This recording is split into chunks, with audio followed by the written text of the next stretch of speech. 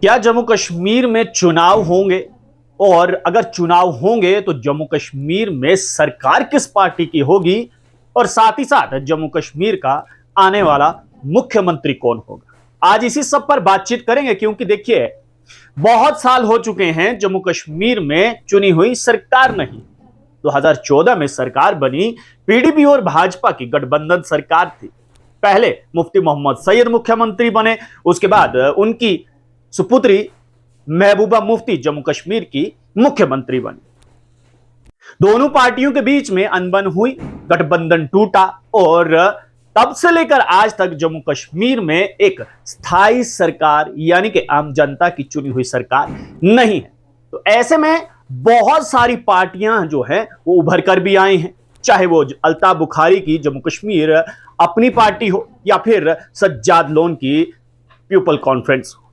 अब आपको बताते हैं कि इस समय जम्मू कश्मीर में चार कौन सी वो मुख्य पार्टीज हैं जो मुख्यमंत्री का दावा ठोक रही हैं। पहले भाजपा, दूसरे नंबर पर कांग्रेस, तीसरे पर नेशनल कॉन्फ्रेंस और चौथे पर पीडीपी है। अब देखना यहां पर यह है कि जम्मू कश्मीर की जनता इन चारों पार्टियों में से किस पार्टी को अपना मतदान देती है और मुख्यमंत्री का ताज पहनाती है।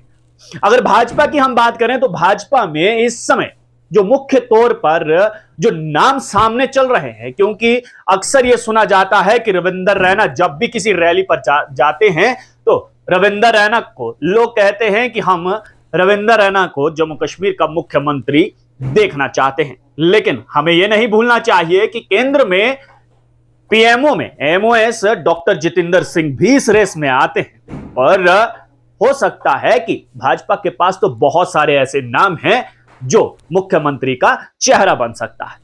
अब आते हैं हम नेशनल कॉन्फ्रेंस की तरफ। नेशनल कॉन्फ्रेंस के पास दो मुख्य चेहरे हैं, डॉक्टर फारूक अब्दुल्ला और उनके सुपुत्र उमर अब्दुल्ला। दोनों पूर्व मुख्यमंत्री रह चुके हैं। अगर मैं कश्मीर प्रोविंस की बात करूं तो इस समय कश्मीर प्रोविंस में जो है वो नेशनल कॉन्फ्रेंस का कैडर जो है वो मजबूत नजर आ रहा है।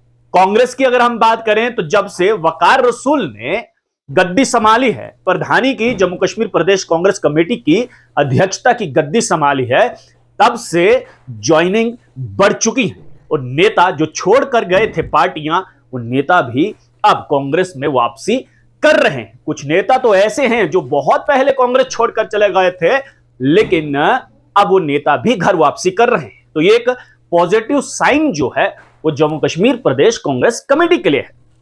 अब आते हैं हम पीडीपी पर। पीडीपी पे मानो इस समय काला साया चल रहा है, क्योंकि ज्यादातर उसके सीनियर लीडर्स जो हैं वो पीडीपी का दामन छोड़ चुके हैं। लेकिन पीडीपी की अध्यक्षता वो जम्मू कश्मीर की पूर्व मुख्यमंत्री महबूबा मुफ्ती डटी हुई और वो अकेले ही लोगों के बीच में जा रही हैं, लोगों से बातचीत कर रही हैं और लोगों को यह बता रही हैं कि भाजपा इस समय जम्मू कश्मीर की जनता के साथ खिलवाड़ कर रही है। हम 2 मिनट के लिए महबूबा मुफ्ती की बात को मान भी लें कि भाजपा जम्मू कश्मीर की जनता के साथ खिलवाड़ कर रही है, लेकिन लोग ये नहीं भूल पाते और लोग ये महबूबा मुफ्ती से सवाल पूछते हैं कि अगर आपको इतनी ही बीजेपी खटकती थी तो आपने 2014 में भाजपा के साथ गठबंधन में सरकार क्यों बनाई? वो इसलिए क्योंकि उस समय आपको मुख्यमंत्री की कुर्सी चाहिए थी, आपको पावर चाहिए थी, सत्ता चाहिए थी, इसलिए आपने भाजपा के साथ गठबंधन किया।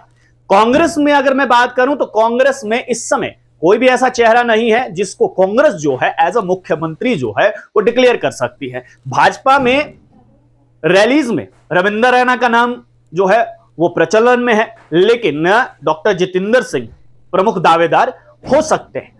अब नेशनल कॉन्फ्रेंस में उमर अब्दुल्ला, फारूक अब्दुल्ला और पीडीपी में महबूबा मुफ्ती, लेकिन यहां पर 3 कैंडिडेट्स और भी हैं और वो अलग अलग पार्टियों के अध्यक्ष हैं।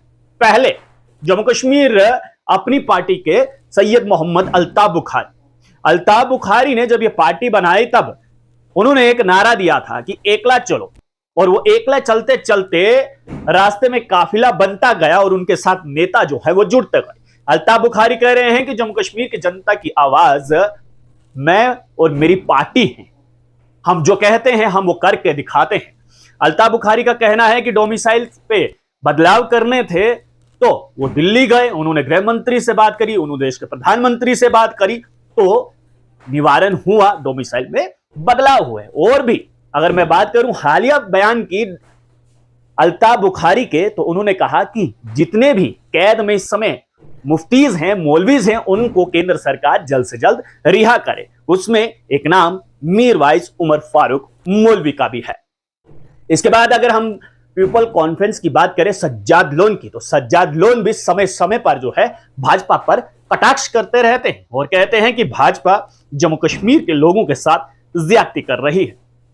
तीसरी पार्टी और सबसे बड़ा नाम जो है वो गुलाम नबी आजाद का है। गुलाम नबी आजाद ने पहले डेमोक्रेटिक आजाद पार्टी नाम रखा था, लेकिन इलेक्शन कमीशन के कहने पर डेमोक्रेटिक आजाद पार्टी से उन्हें नाम बदलकर डेमोक्रेटिक प्रोग्रेसिव आजाद पार्टी रखना पड़ा। और गुलाम नबी आजाद की पार्टी में कांग्रेस के दिग्गज नेता गए थे, लेकिन कुछ समय बाद वो नेता गुलाम नबी आजाद को छोड़कर वापस कांग्रेस में आ गए।